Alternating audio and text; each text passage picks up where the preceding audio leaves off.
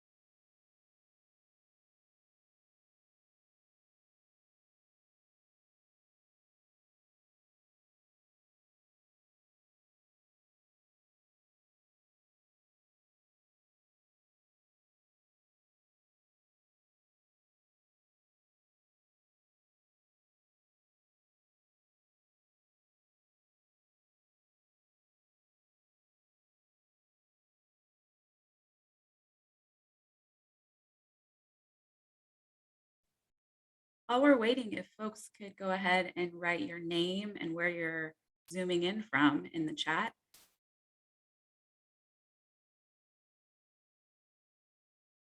and make sure you click the all panelists and attendees option so we can see your chat.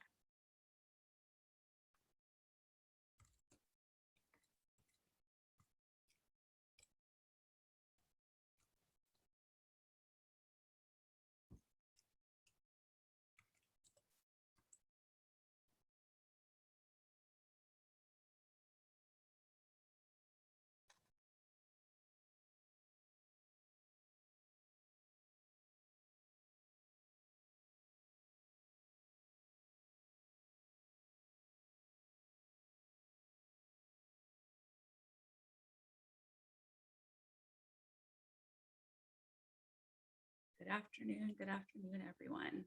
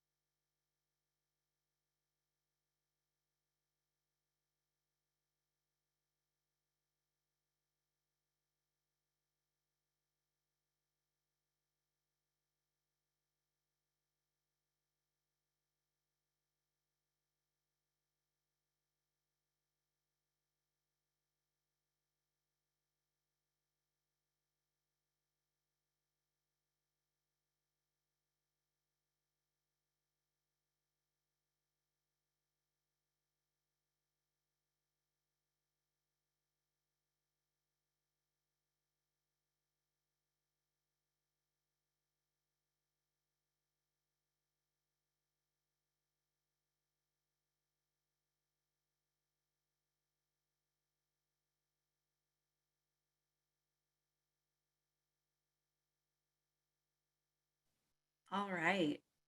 Good afternoon, everyone, and thank you. I see lots of folks in the chat, and welcome. So glad everyone is here. So we can go ahead and get started.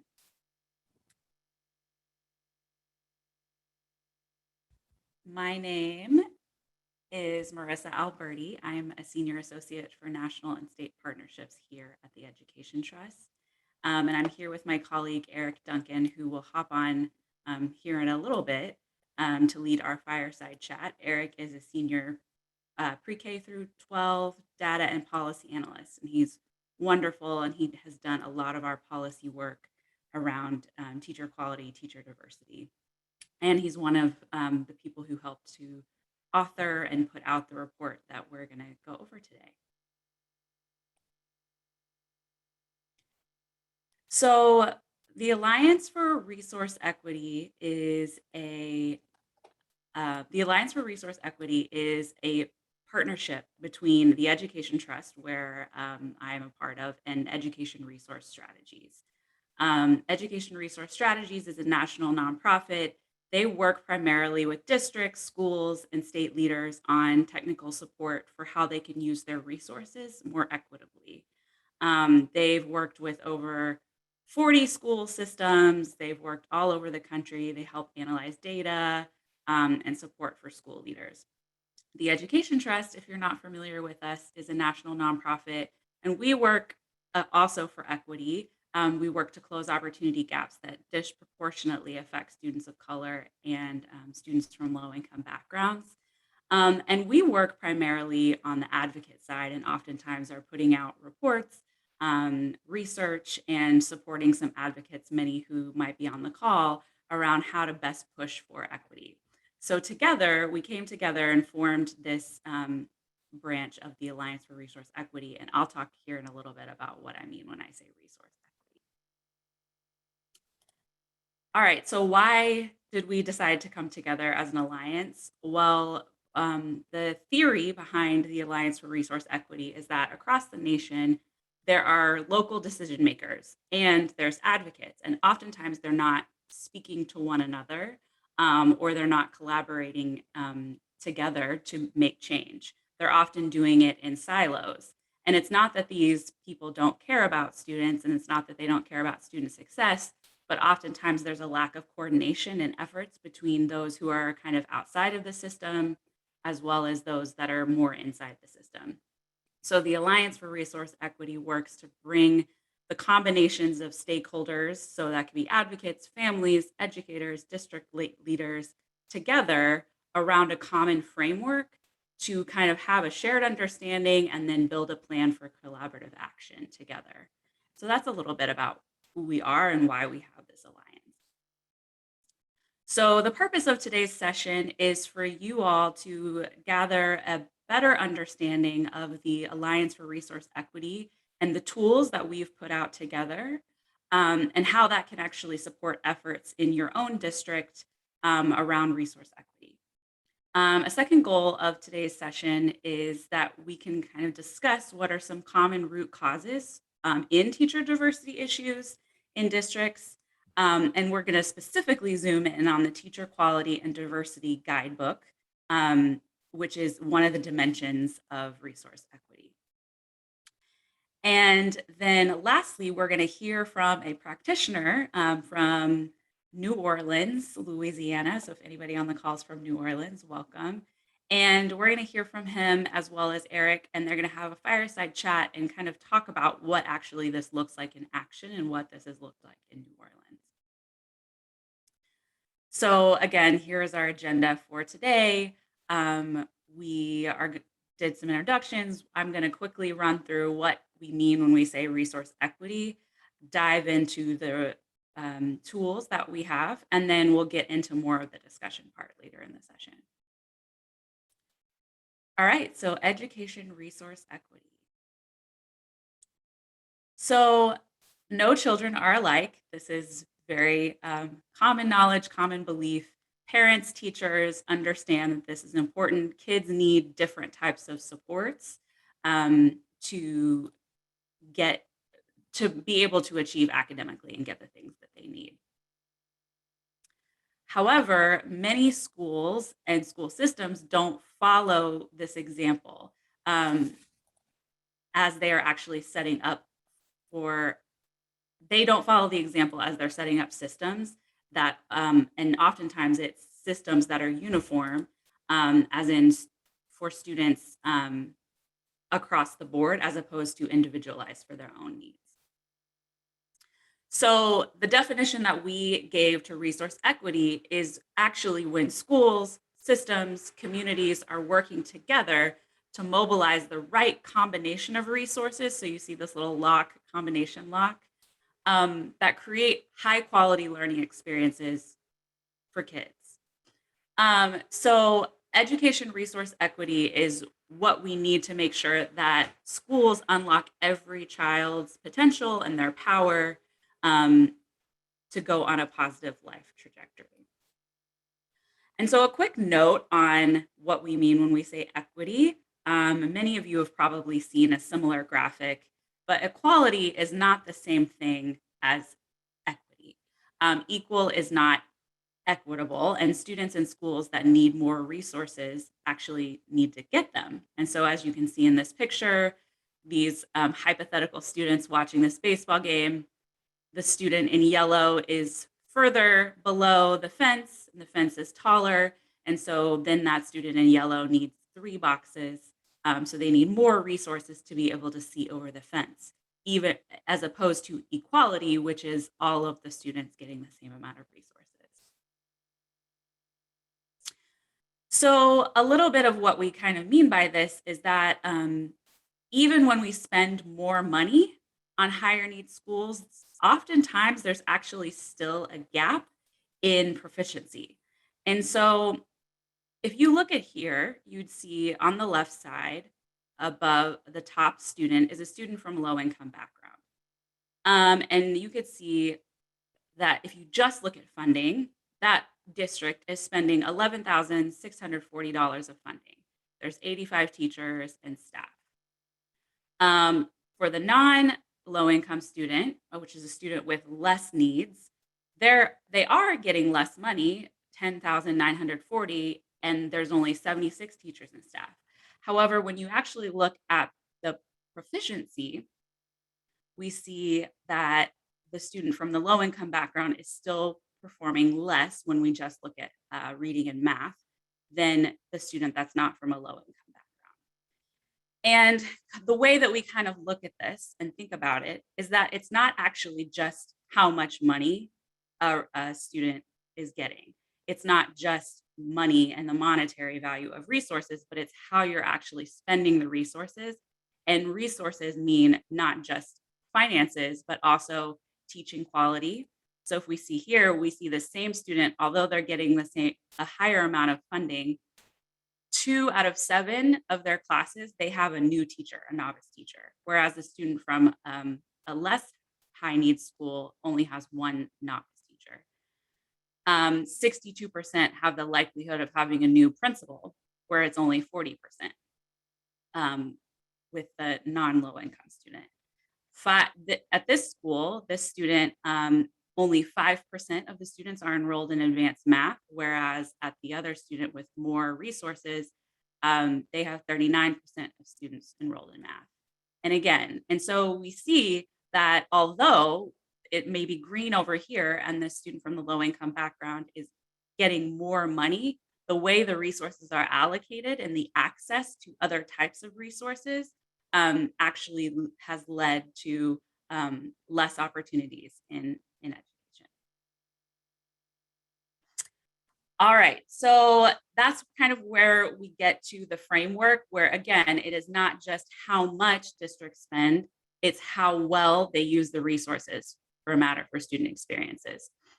And so we have 10 dimensions, and each of these dimensions are dimensions of resource equity, and none of them are in isolation. We often have to look at, again, what is the right combination of resources that will help support students and get them what they need. But today we're going to focus in on this pink at the top left corner, this pink button that is teaching quality and diversity. But I want to remind everyone that although we're focusing in on this one dimension today, that there are 10 dimensions and they often are all working in combination with one another. All right, so I'm going to now zoom into our actual website and toolkit. Um, and also, I forgot to mention at the beginning of the session, this is being recorded. And so if you do have to hop off or if someone wasn't able to make it, we will send the materials and we will send the recording out tomorrow. So we will have that available for you. So I actually encourage you all, if you have the ability and capability, to go to this website, educationresourceequity.org. That is the website. And Sergio is going, my great colleague, is going to put the website link into the chat. And on this website is where you can access all of the materials that I'm about to show you in these slides. In addition, again, we will send you these materials tomorrow in a follow-up email if you're not able to access it today. So I'm going to go ahead and go through the materials on the slides just to show everyone. All right, so the main resources that we have on this website are three things: the actual the education combination paper, a diagnostic tool, and then a set of guidebooks.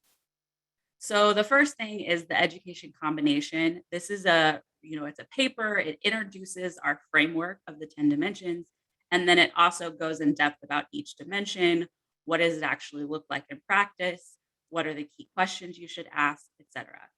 And so that is the first tool that we recommend, like if you're wanting to dive deeper into resource equity, that you start there to get a general understanding of resource equity in the 10 dimensions. The second resource that we have on our website is this Resource Equity Diagnostic, which is just what it says. It's a diagnostic. So it's almost like a test. And so the idea is that advocates and practitioners, folks who work at a district, would be gathering together and assessing how well their district is actually meeting each of the 10 dimensions. It helps districts and community members assess the current state of resource equity in their district, and each dimension is broken into its component into key questions aligned in the paper. It also, one thing to note, looks at both the excellence, which is like the full district, how the full district is performing, but it also helps you look at, okay, maybe the whole district is doing really well in terms of positive school environments, but maybe there's one school in particular that could be doing a lot better or doing a lot worse in that particular dimension.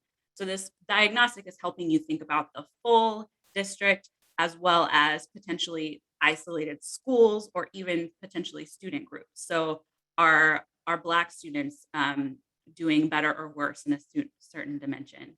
And let me not say Black students are doing better or worse. What I mean is the system set up to help students succeed in a certain area? And is it helping certain types of students be more successful? All right, and then the last tool that we have on our website are these guidebooks. And so the guidebooks help you break down each dimension.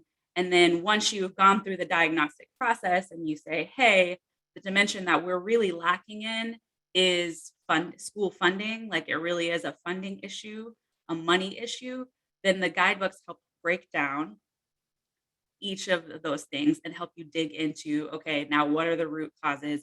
And the best part, what are actual action steps that we can take to help make this better in our district?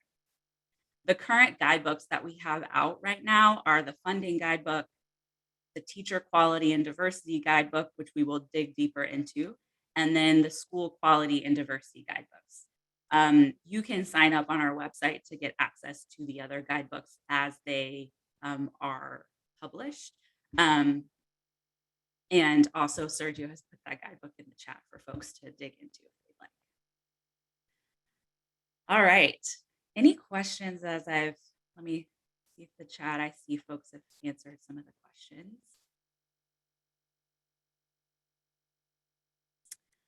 All right. And so we're going to now dig in a little deeper into the Teacher Quality and Diversity Guidebook, which is really the focus of today's conversation.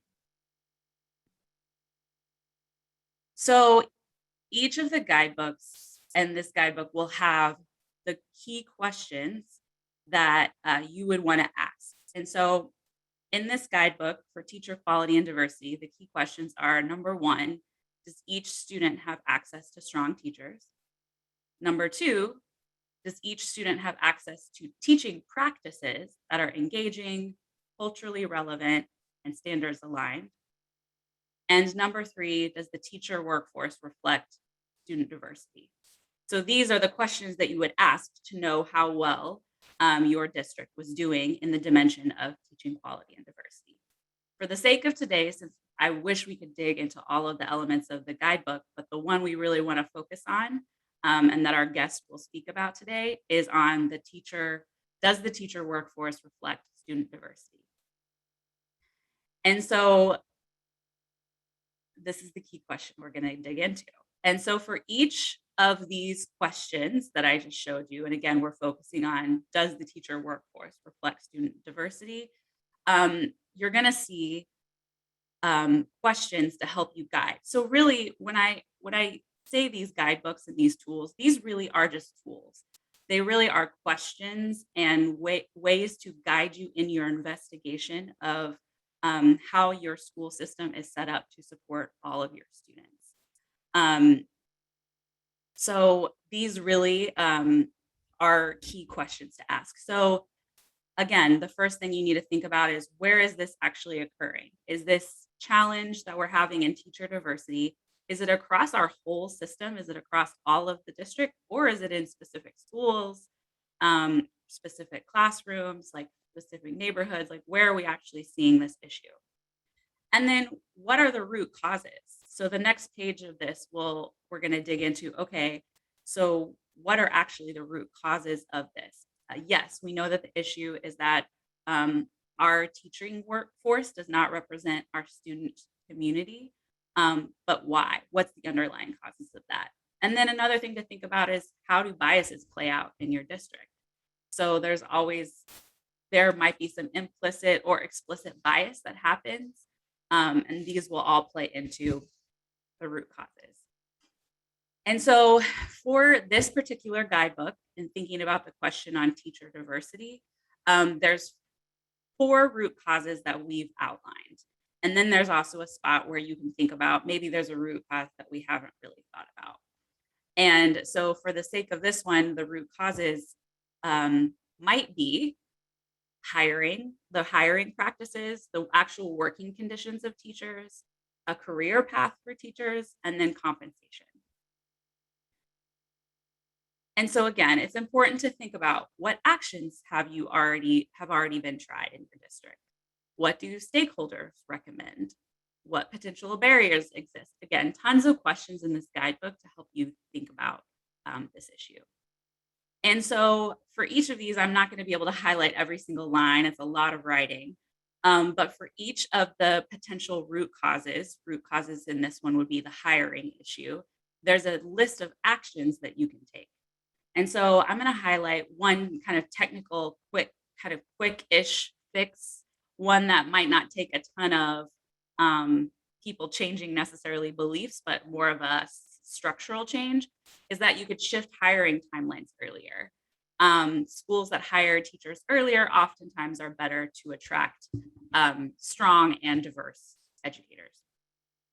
A more of an adaptive change, something that might take a little time and might take some investigation of bias, would be creating an impartial hiring process, helping district staff and hiring managers to understand racial and ethnic bias and how that might influence their decisions.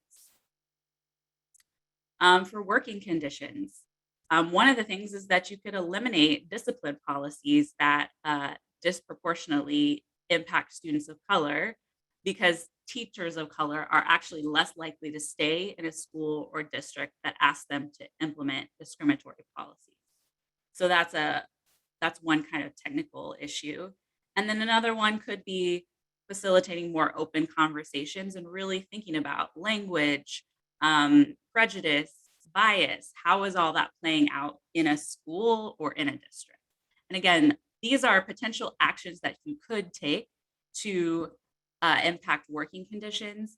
But again, you would need to understand what data, what helps you understand what really is the issue. And then career path, and I'm going to go a little quick so we can get to our chat. And so at the end of the guidebook, it says planning next steps. And so it gives you, again, a list of questions and considerations to think about. So what do you need to prioritize? What do you need to customize? How can you align this to other actions in your district? And then what's needed to implement these actions? So there's a ton, and I wish we had time to go through everything in the guidebook, but it's just a lot. So I'm going to go ahead and turn it over to my colleague, Eric, who is here, yay. And he's going to give a couple examples of what this actually looks like. So I gave a lot of language and ideas and things like that, but he's going to point out some examples. Thank you, Marissa. Appreciate you setting that context. Really great job of describing the usefulness of this guide and how to sort of provide a little bit of a push to districts and school leaders around implementing some of these really important and concrete policy initiatives. I'm going to highlight a couple examples, but we have a really great example from my brother in this work, Ethan Ashley, who's going to speak to you about some of the work that he's done to lead in New Orleans. But three sort of different ways that districts have approached this issue of educator diversity, given their context, given what they understand about their community and some of the root causes of some of the challenges that they've had in diversifying the workforce. You're looking at Boston Public Schools, for instance, they've done a lot of work around some of the support and opportunities to connect educators of color together and to opportunities to progress through their sort of careers.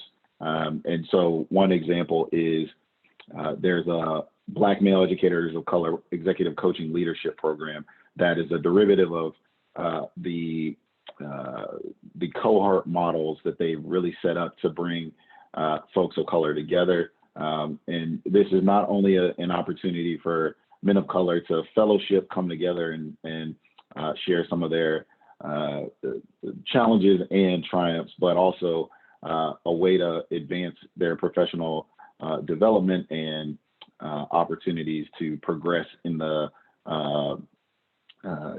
sort of leadership pipeline. Massachusetts as a state has actually invested a ton in their access to higher opportunities, professional opportunities for educators of color. So this aligns very well with sort of the state's ecosystem. Minneapolis Public Schools, they've invested a ton of money also in the state, just invested millions of dollars in some of the traditional initiatives that we've heard, Grow Your Own programming, for instance, to diversify the workforce. But they have a similar guidebook or assessment, a diagnostic tool that they created for their schools. And it really sort of goes deep into what are the human resources practices that you all, that you're sort of engaged in to make hiring decisions, to make promotion decisions, and how can they be a little bit more equitable and promote diversity. So again, a systemic practice that really goes to sort of a potential root cause of not being able to diversify the workforce at the level that it should be. And then Jefferson County Public Schools, they've invested a lot of money in some of their HR practices also, including hiring a diversity hiring specialist to make sure that, or to support schools in some of their hiring decisions and making sure that their systems are accommodating to diversify the workforce and some of the policies that they've implemented. So just to set the stage, these are some examples of ways, not just thinking about what are the traditional ways that we've heard to diversify the workforce, but matching that and pairing that and making sure that it aligns with some of the root causes and systemic conditions in the local areas that they're serving. I think we have a quick break for questions in the chat. So if you all have questions about the tool itself, feel free to continue to input those in the chat. I do want to get to our fireside discussion and highlight a practitioner who's doing this work at a really high level. But Marissa and our team are there to monitor these questions and make sure that they're answered. So without further ado, I'll do a quick introduction of my brother in arms and colleague, Ethan Ashley, who works in New Orleans and is the president of the District 2 Parish School Board in New Orleans. He's extremely impressive, extensive bio, and done a lot of really good work. I'll let him speak a little bit more about who he is, but want to sort of give us a space, Ethan, to talk about how you sort of approached some of the conditions in New Orleans, to think about what programming is important, in what ways should you all sort of support schools in creating a more diverse educator workforce and pipeline, and in particular some of the grow your own models that you all have rolled out. So introduction, background, the floor is yours, brother, to talk about who you are, and then we'll talk a little bit about some of the conditions in New Orleans and how you've addressed them and attacked them. Well, thank you, Eric. I first of all, thank you. I appreciate the opportunity to be here. I appreciate the free reins in this moment, just to talk for a little bit. You must know I'm a pastor's child. That is all things that feels really good to me. And so, look, I just want to first take the time to say that I am both a pastor's kid, but I'm also the son of an educator and a grandson of an educator. And so I was raised by teachers and preachers, and so, really teachers in real respects. And so, having had that experience, teachers and this conversation around teacher diversity is really near and dear to me. I will tell you that I want to always make sure I level set here. And can we see Ethan instead of, yeah, come on, can you see me? Yes, see me. Yo, we need to look. We got to showcase the talent. I'm here for it. Yes, come on. This is like real life interaction. I appreciate that. So I had the opportunity to grow up in a single parent household with my mother, who was a teacher, educator, Head Start teacher. And I tell people all the time, my mother was married, found herself divorced, raising 3 boys on a Head Start salary in the 80s. The Head Start salaries now are not, you're not killing it, but in the 80s, you definitely weren't killing it either. And so my mother worked several jobs, and I found myself doing silly things to get by. And I bring this up for one purpose only. I want to make sure you all know why I come to this work. There is no place for a young person who was born into whatever circumstance to change that circumstance. And I'm sure many people in heaven aren't saying, Lord, please give me the family that's struggling. And so for me, I come to this work thinking about how can we take care of those least among us, particularly our young people, and equipping them with great teachers is the best way to do that. I say that because I found myself handcuffed at the local police precinct at 6. That's a crazy number, 6. Yes, I was stealing Bubblicious. There's a whole story. I'm not going to go down that story, but I just want you to know I had a lot going on. But 16 years later, I finished law school, right? And so, what that means is I finished high school at 16. I think that's largely because the teaching foundation that I had from both my mother and my now late grandmother. I went on to Howard University, finished my undergraduate degree at the age of 19. I was a senior, I was 18 and I was a senior at Howard, which is wild to say now. And then I went off and finished my law degree at the age of 22 from Howard Law.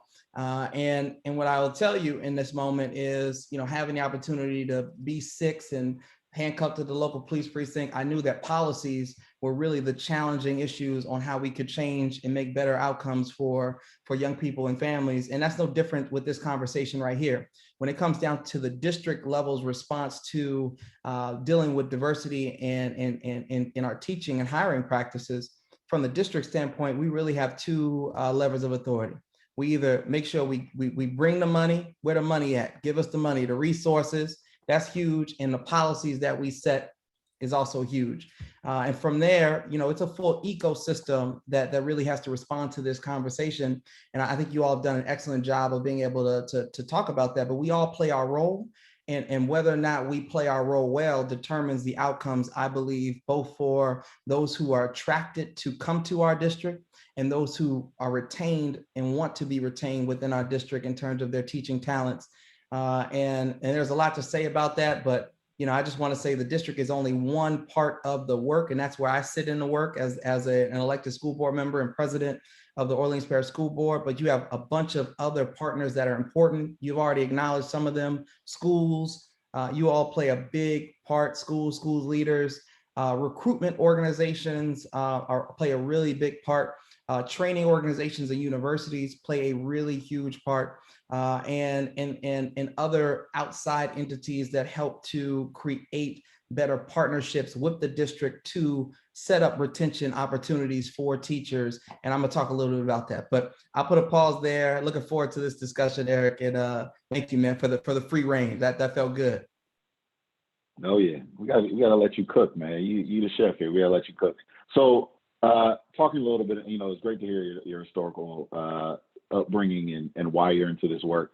But talk to me about what's going on in New Orleans and what you've seen over the number of years that you've been invested in this issue, and why you really sort of honed in on this as an issue to prioritize in your elected role. And so, I know this is personal for you, but what's going on in New Orleans? Why this one, and why the emphasis on the policy there? Well, that's a great question. Look, I think we all know that there's a national teacher shortage and all the things, but in New Orleans, it hits hard. It's a real crisis for us, right? Regarding teacher retention, we at New Orleans actually perform far below the U.S. national average. Essentially 13% of folks leave the teaching profession every year. While in New Orleans, it's at about 29%, right? Can you imagine? That is double and some, right? And so, we were really grappling with a teacher talent crisis in our schools, and especially for our lowest performing schools. And we had to figure out how we could devote both policies and resources to fill these critical vacancies. And, we again, I want to acknowledge that the district, by no happenstance, is the end result in solving the issue. But let's be clear, we have a problem. We're losing about 900 teachers a year, and that is a challenge when we have a system of about 3,200 teachers, and that's a real challenge that we got to be able to deal with. And so, we wanted to, in real respect, figure out how we can deal with that. And I think I talked about it earlier. Resources is one of those ways. And we can dive into what we did in New Orleans to start to deal with some of those issues. But I just want to acknowledge that this is, while 29% is on the higher end, 13% attrition from most places, we're not killing it, right? And so, we got to figure out how we can keep talent and make folks feel like they are valued and supported. And so there's some stuff that I'm gonna say that we've done, and there's some stuff that I'm gonna say that we need to do, right? And so I just want to make sure I make those distinctions very, very, very, very quickly. So, Oh yeah. Eric, if you want me to jump into some of that, I will. Well, I'd actually like you to really hone in on this. So, really key point you brought up. First of all, you identified retention as an issue that you really wanted to invest in. So I'd be interested to hear a little bit more about, what are the conditions that you all are seeing in New Orleans that make New Orleans such a special place, or in this case, maybe not special, but stand out in terms of why the retention rates are so much higher than the national average. And to your point, nationally, that's still an area in which we need to grow and improve because of the resources involved in the turnover. But would love to hear a little bit more about sort of what's unique about New Orleans? And what did you all find as you experienced this yourself, given your knowledge of the space, but also through conversations with other folks in the community, school leaders? Just talk to me about, like, what is it that you're identifying that's unique about New Orleans that's allowed it to stand out in that way, in that negative way? Well, listen, I think that we're certainly a unique district, but in this moment, we did a survey, and I say we, I really mean the organization known as New Schools for New Orleans, NSNO, that's led by Patrick Dobart. They did a great job of pulling together and interviewing teachers who were exiting out of the profession, and they about 1,500 or so. They over the course of, I think it was like 8 months or so, they did these interviews, and it came up some really interesting data points as to the challenges that exist within our system. Some of which, I think we are aware of. We undervalue our teachers in real respects in terms of pay, right? And our system is no different than that in terms of that issue, as opposed to most. But then I mean, look, I will say that you had other issues that I can't tell you, is not, a symptom of our system. But, I think, folks were interested in a couple of things, right? One, I think the survey really acknowledged that, the teachers who were leaving were actually rated amongst their colleagues or superiors, as being effective or proficient, which is, crazy when you think about your supervisor. You have effective or proficient teachers leaving the profession. The crazier thing I want to acknowledge is that they didn't just leave like our district. In many respects, many of them left teaching. They were like, we never want to do this again in our lives, right? And so that is a big issue as well. And so, I want to acknowledge that there are some real unique issues that exist, but for us, we're trying to figure out, not just from our teacher standpoint. I think the clearest issue was like the money issue, value issue, and so for us, when it comes to retention, and then there was the issue around like feeling comfortable, feeling like they are heard, listened to, valued in that way. And for many folks, that's not the case. I mean, you all probably know, our district, we don't have unions in their traditional sense. We have a union and there's a couple of schools that are unionized in our system, but for the most part, a lot of our teachers are feeling like they are on an island and want more say on what happens. And that's telling, considering that we're a really autonomy focused school district where we try to give more respect to those who do the work in our practitioners, which is like teachers, your leaders. And so, that comes back to the ecosystem of schools, right? When I talk about the ecosystem, there's a system level stuff and the school stuff, making sure schools are doing a good job and making sure their teachers feel like they're heard, input, all those things. And I will say we're in a unique position to deal with that. But the real challenge, I will say, and I think most people have this issue, is like the resources. We need to pay teachers more. We know we've been needing to pay teachers more.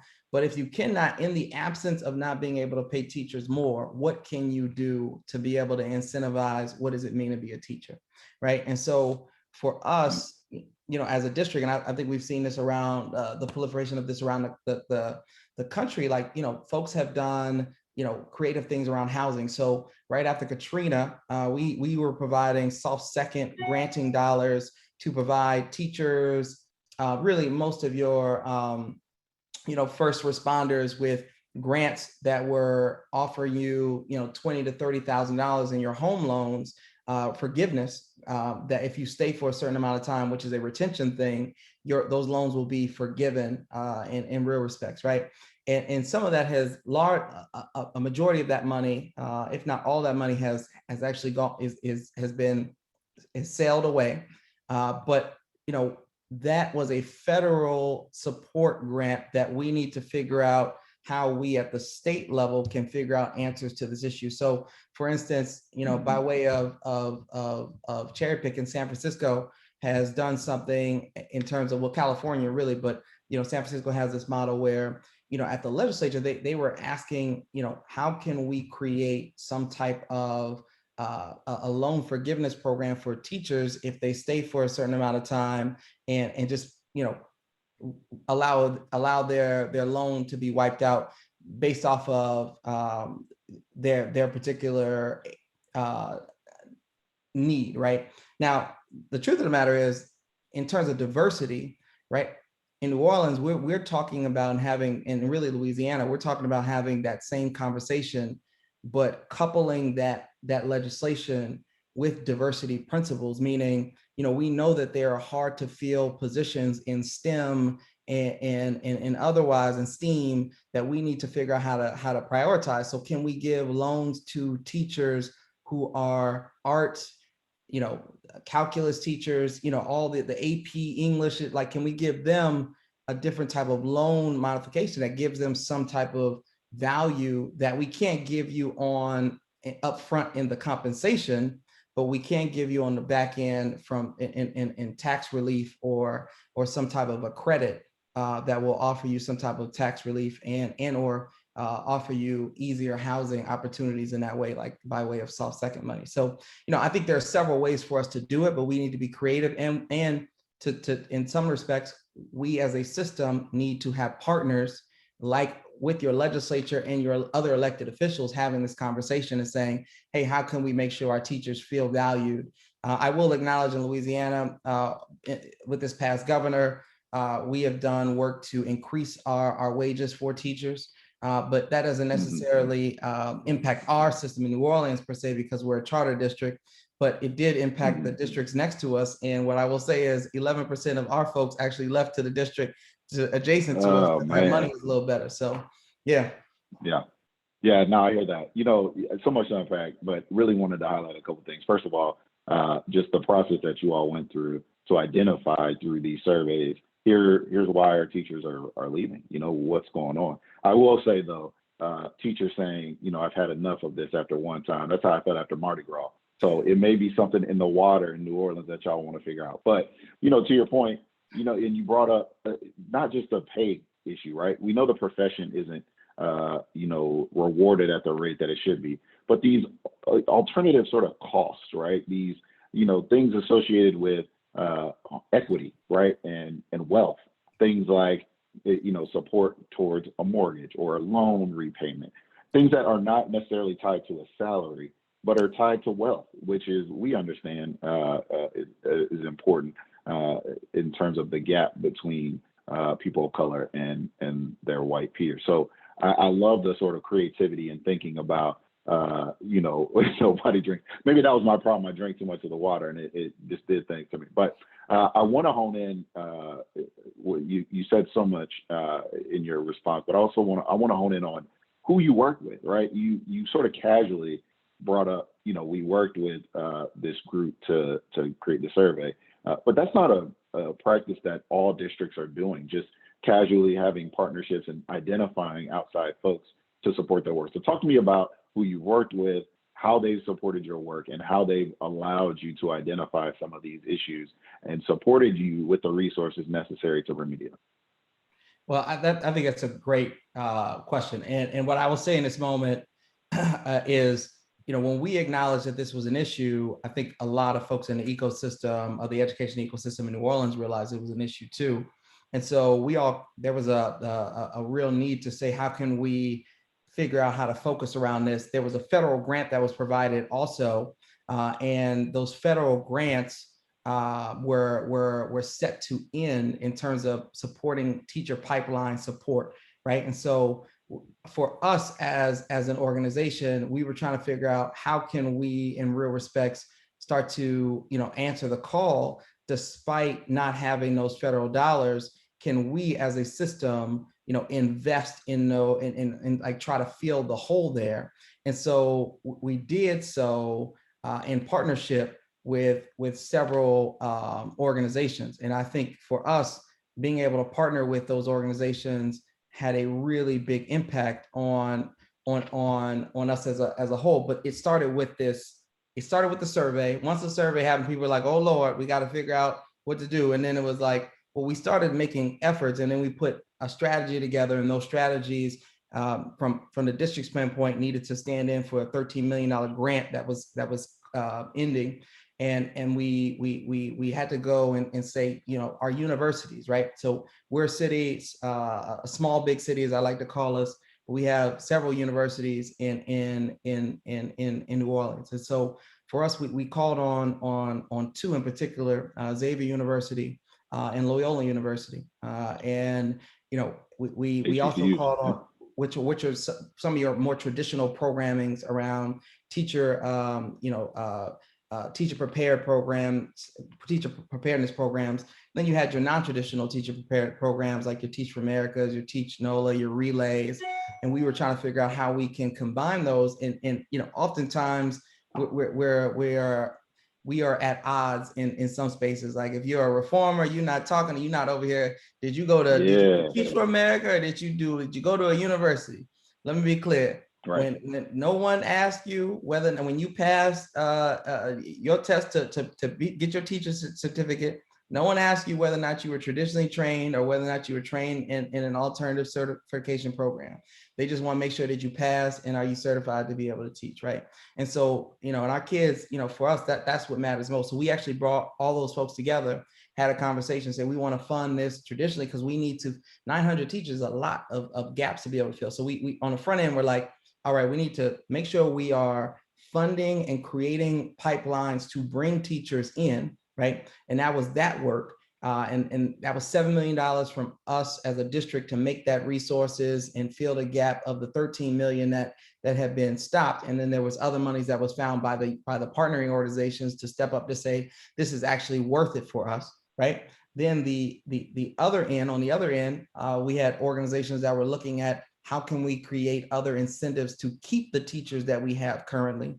And so those were the partnering organizations. And then how can we, like to your point earlier, I think when you talk about Minnesota, like we have other organizations that started to create hubs for teachers to go and be in community with one another. One of which is called the Alliance for Diversity and Excellence, is a great organization that supports the development of teachers of color. And so that was a really big piece. And while that was all happening, you had other organizations that popped up that were really important, like Brothers Empowered to Teach, where we're seeing another gap in our system. The gap being, there just wasn't a large amount of Black men teaching in the classroom. And so we had to figure out, how can we figure out the answer here, right? When you think about, what that looks like, we have and I'll put in the data here just so you see it, but 25% of our teaching population are males. And, so, that already tells you that we're probably not in a position that we really need to be. And I just put that in the chat for everyone to see in terms of the data where we were, and it's by gender, by race, and it talks about who left, who didn't. So we need to make sure that we were also, putting resources there. And the board recently made our own investment to Brothers Empowered to Teach, a part of our larger strategy with being able to do recruitment stuff. Now, look, this is all the stuff that I've said that we need to do, that we are doing and that we need to deal with. There's some stuff that I haven't even talked about that we need to do, that we are not doing, even though I think we have set up the right ecosystem, right? Like I think all the partners, your universities, your alternative certification programs, your education nonprofits, your training organization, your recruitment organizations, your system level organization like us, and our schools are on a similar page about the need to figure out the answers here. We still need to diversify our efforts as we think about how we continue to move in the right direction. And I think for us, the next iteration or wave is around self-care and figuring out how we can embed some SEL, not just for our students, but for our adults who are, in the classroom, leading schools at the district level every day. Because I think around the country, when you have 5 of the top 10 districts in the country with vacancies around superintendents, there's a clear sign that we're also losing, high value leaders who also need to lead well. And so, I just want to make sure that I acknowledge that self-care is definitely a wave, and it can't just be self-care, and wellness is just as important as the content that we provide students, because I think many of us have had really smart, intelligent bosses who are terrible, terrible humans. And I'm not saying it's any of y'all. I'm just saying some of y'all know that. And if you're not well, We then know. like, you know, no one wants to that also impacts retention in a way that we're not talking about. And it has to be measured. It can't just say, oh, we need self-care. We're gonna put some self-care stuff and we got a little couple PDs on self-care. No, you need to measure, because when you measure it, it gets done. What's measured gets done. And so I just want to say, for us as a district, I believe that is the next steps that we need to take to make sure that we're actually supporting our teachers in this moment. Absolutely. Love it. Wanted to give just a quick a chance for folks to ask any questions in the chat. Our colleague Zahava talked a little bit, or asked a question about perks versus greater compensation. And so we'd love for you to talk a little bit more about that, but also just want to open it up. Closing thoughts, Ethan, if you have anything more that's on the horizon that's concrete that you want to promote or talk about. It's been so helpful to hear you talk through all the things you're doing, and so well informed. And you know, it just goes to show you that leaders like you are so necessary to make things happen where they need to happen most. So feel free to answer the question in the chat, and then again, closing thoughts about sort of what you all have planned in the immediate and distant future, even given the influx of federal funding into the y'all system. Listen, I want to say that give people money. I'm all for give people money. Give the people the money, right? Like, you know, there was like a whole issue where it's like, we're gonna get we're gonna get therapists to come talk to the kids about the issues, and it's like, well, they're poor, so like they're gonna come talk to you about being poor when you could have, you just paid the therapist a bunch of money to hear from them, when you could have just given the money from the therapist to the people who are poor. Like, give the money to the people. Yeah. Now look, last time I checked, our government is not wholly sold on this idea of like you know, giving like an earned income for most people, right? And so for me, universal income, that's right. We're not there yet. I'm there, but not everybody's there.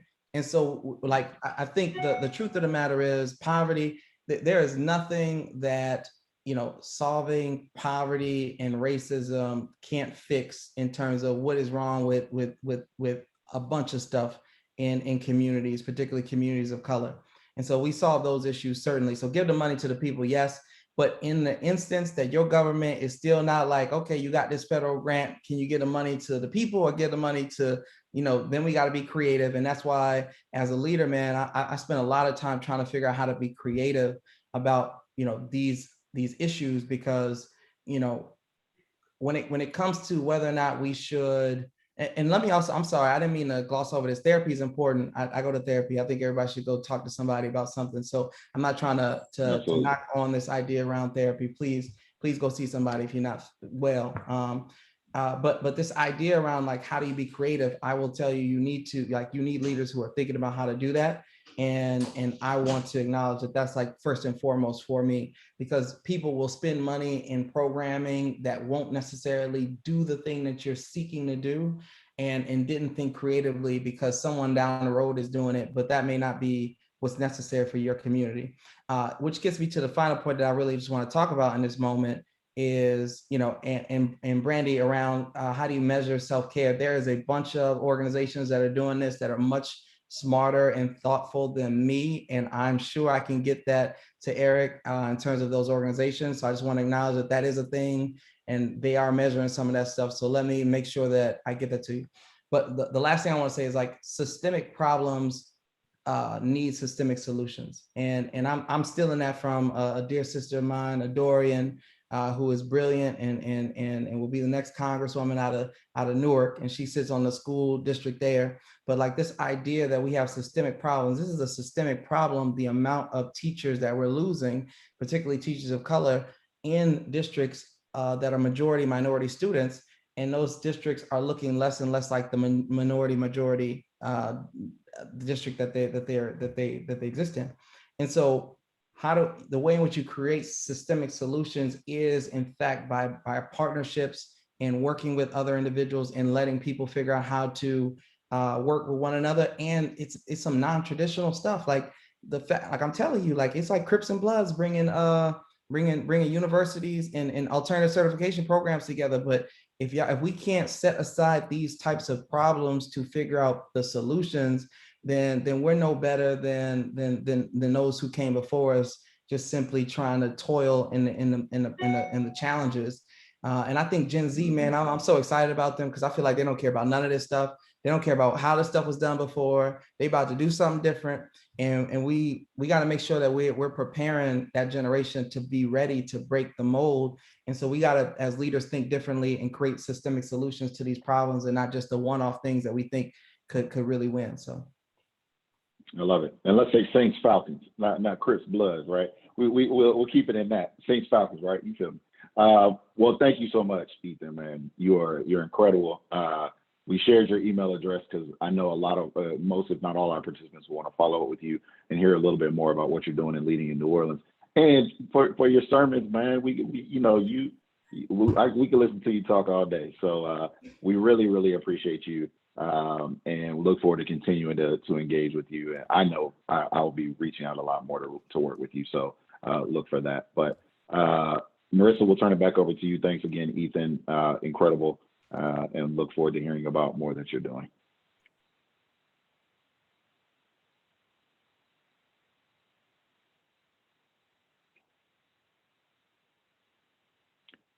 I guess I'll talk real briefly about what we have coming down the pipeline.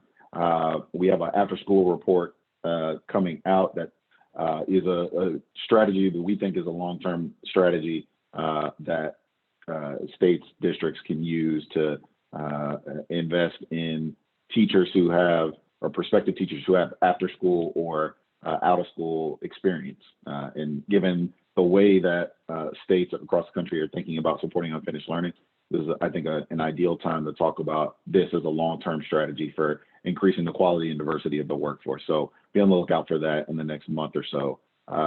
But thank you. I'll turn it officially over to my colleague, Marissa, to close this out. I know I snuck that in there. Eric is fabulous, and he has been working really hard on this issue. And so speaking of emails, real quick, there's tons of resources on the website. Quick plug.